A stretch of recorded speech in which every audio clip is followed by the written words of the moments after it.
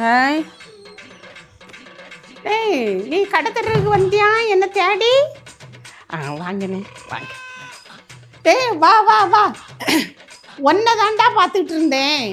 கடை தெருவில் ஒரு சாயை குடிச்ச போகலான்னு சாய கடைக்கு போனேன். அப்போ நீயா அங்கே வருவியே அப்படின்னு நினச்சிக்கிட்டு அங்கே போனேன். ஆனால் நீ வரையில. கொஞ்ச நேரம் வெயிட் பண்ணி பார்த்துக்கிட்டு கடைக்காரத்தை சொல்லிட்டு வந்தேன். வந்தால் வீடு வரைக்கும் எட்டி வர சொல்லு நீ. ஓ வா வா வா.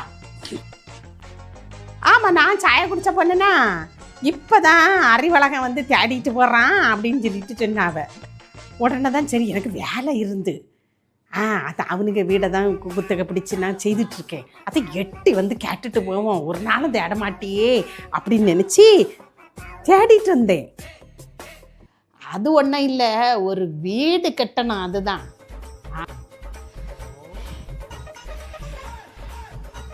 அப்படியா? ஓ ஓ, இப்போ ஒரு நிலம் வாங்கினான்னு சொன்னியே. ஓ அதா. ஆமாம், அதுதான் உனக்கிட்ட எவ்வளவு செலவாகும்னு தான்.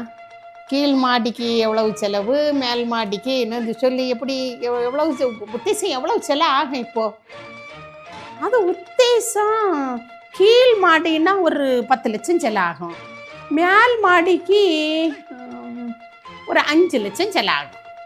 குறைஞ்சது 15 லட்சம் ஆகும். கீழே 10 மேலே 5. அப்படியா?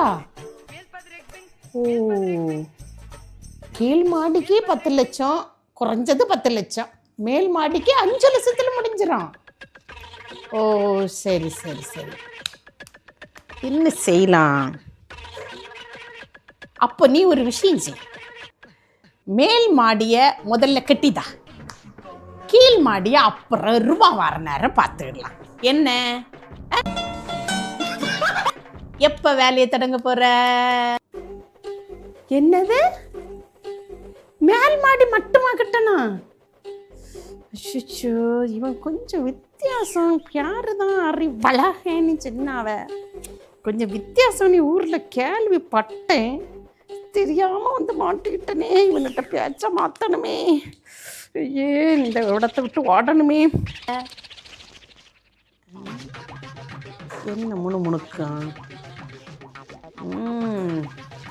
இந்த அறிவாளியை ஏமாற்ற முடியுமா?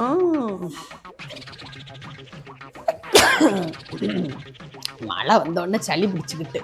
நீ சொல்லு, எப்படி எப்போ வேலையை தொடங்கலாம்? என்ன மனுஷன்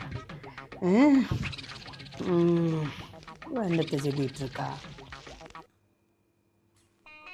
அது ஆமா, மழை பெய்ய தொடங்கிட்டு இல்லையா, வீடெல்லாம் ஒழுகை இல்லையா செய்வு. இந்த வாட்டை பிரிச்சு மாத்தப்படாதாக்கா? என்னது கூரையா ஒழுகுது? மழை நேரத்திலேயே மாத்துவாவ. போன வாரம் வரைக்கும் சுட்டரிச்சிட்டு இருந்தில்லையா வெயில், அந்த நேரம் உனக்கு மாத்தி இருக்கலாம் இல்லையா? வெயில் காலத்து தான் ஒழுகாதே, மழை பெய்யாது இல்லையாடா, அதுக்கு பிறகு எதுக்கு நம்ம மாத்தணும்? நீ நல்ல இதாட்டு தான் சொல்லிட்டு இருக்கா. என்னத்த மனுஷா நீ, நீ கொத்த நாருன்னு தான் பேரு. நல்ல ஐடியா சொல்லுவா நீ. சரி சரி, நீ மேல் மாடியை மட்டும் கட்டிதா, கீழ் மாடி நமக்கு பிறகு பார்த்துக்கலாம். டேய், என்னடா பதில் வச்சிருக்கா நீ? கொத்தனார் இல்லாமலாம் நான் வாரத்துக்கு மாசத்தோறும் வீடு கட்டிட்டு இருக்கேன். நீ வேற எவனையும் பாரு, நீ என வேலையும் மெனக்கெடுத்திட்டான். அதுக்கு நீ இப்படி திட்டு? உன்னால முடியும்னா சொல்லு, அல்லது போ உன் வேலையை பார்த்துட்டு போ. எனக்கு ஊர்ல கொத்தனாரா கிடைக்காது.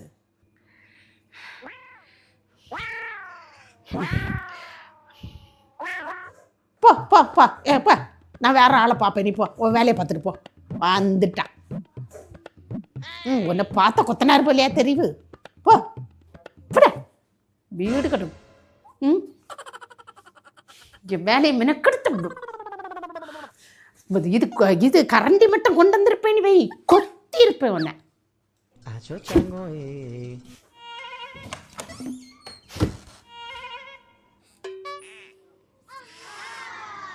ஏய், அடுத்த வேளை சாப்பாட்டுக்கே அரிசி வாங்கிறதுக்கு 5 ரூபா கூட இல்லாம அல்லாடிட்டு இருக்க நேரம் உங்களுக்கு அடுக்குமாடி வீடு கேட்குவா? இதோட எத்தனை கொத்தனார் வந்துட்டு போயாச்சு, 50 கொத்தனார்கிட்ட வந்துட்டு போயாச்சு. என்ன ஏமாத்த முடியுமா? என்னடி சொல்ல நீ? அவனுக்கு கீழ் மாடின்னா 10 லட்சம் இல்லையா, கமிஷன் நிறைய அடிக்கலாம் இல்லையா? மேல் மாடினா 5 லட்சம் தானே. முதல்ல மேல் மாடியை கட்டினா கமிஷன் வராது இல்லையா? அதனால அவன் பைய நைஸா நழுவி போறான். நான் விடுவேனா? நான் யாருடி? அறிவாளி. என்னை ஏமாத்த முடியுமா? சீ சீ சீ, அறிவு கட்டவன், அறிவு கட்டவன், அறிவு கட்டவன், அறிவே கிடையாது, அறிவே கிடையாது.